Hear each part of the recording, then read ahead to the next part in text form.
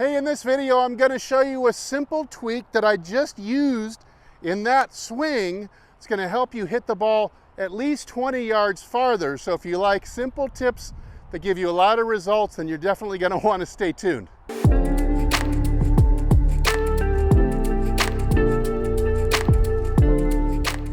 Hey, this is Steve from HitItLonger.com. I continue my journey to hit the ball longer and straighter from tee to green.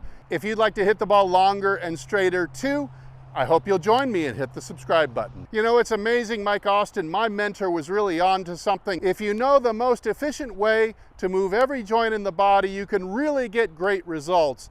In this video, we're going to talk specifically about one joint, the scapula, and how the guys on TV are using this one joint to hit the ball really far. Now the scapula here, it is what's called a gliding joint. It can do a whole bunch of different actions, in, out, up, down. You can shrug and drop, all kinds of different motions you can make.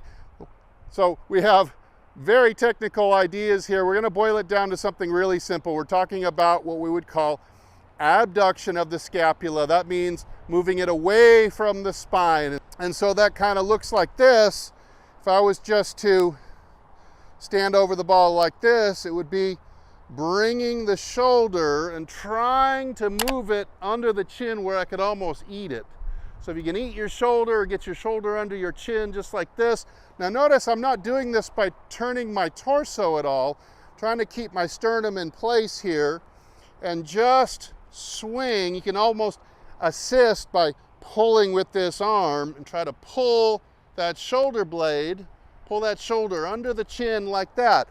Now here's the secret to this. Ordinarily we've got about 70 or 80 degrees range of motion to turn the head from side to side, just like this.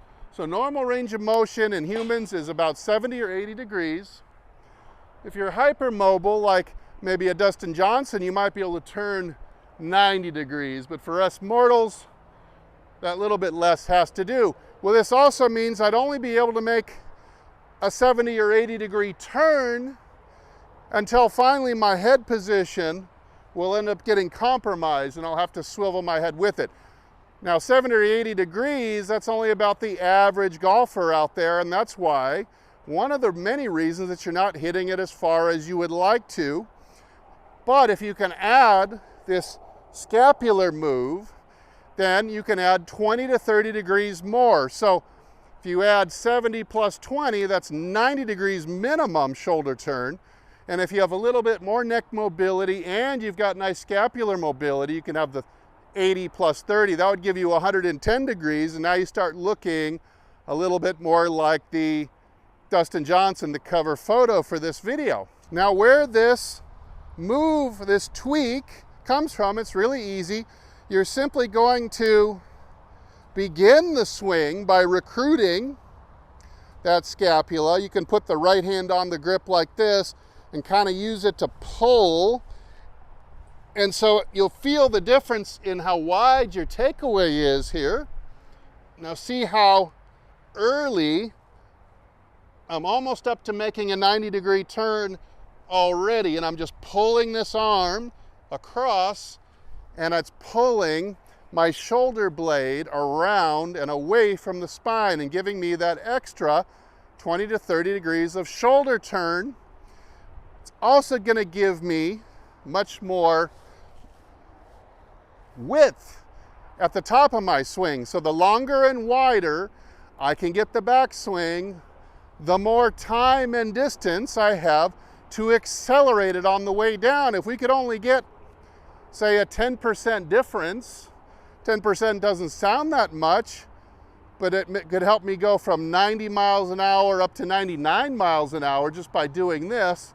And that's about the potential. It could be as much as 10% added to your club head speed if you're doing it not at all or if you're doing it really well. So again, you'd work on the feeling of pulling this arm out here and letting the scapula come under the chin like this, and then you'll keep that thing stretched as far back as you can get it. It's going to give you a really nice full shoulder turn. Let me see if Let me see if I can demonstrate that. 52 years old, let's see if I can't get this over 90 degrees shoulder turn at the top of the swing. Let's check it out.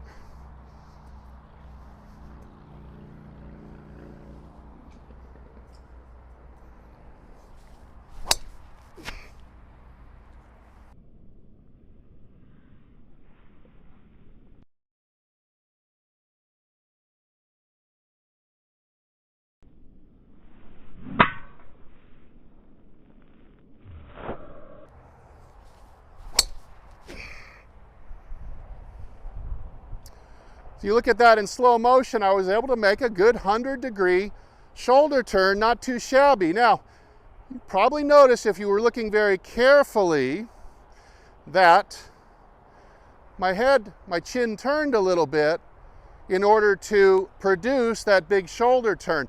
Now, I have a stretch for that too, all you would do.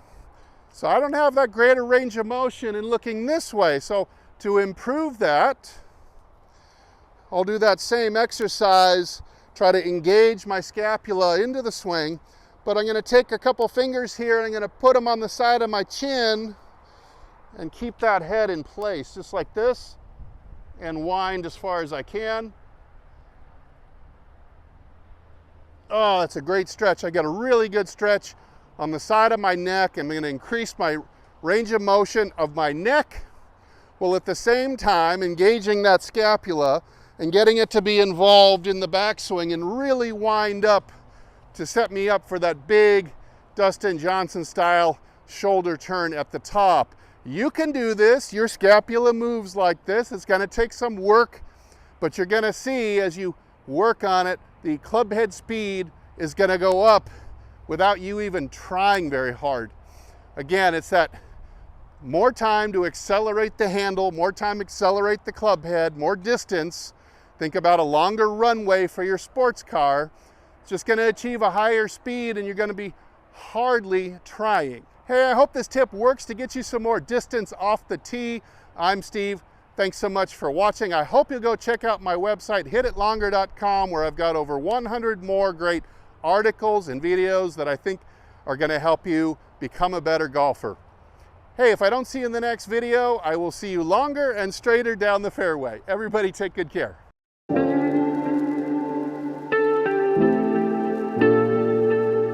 Oh.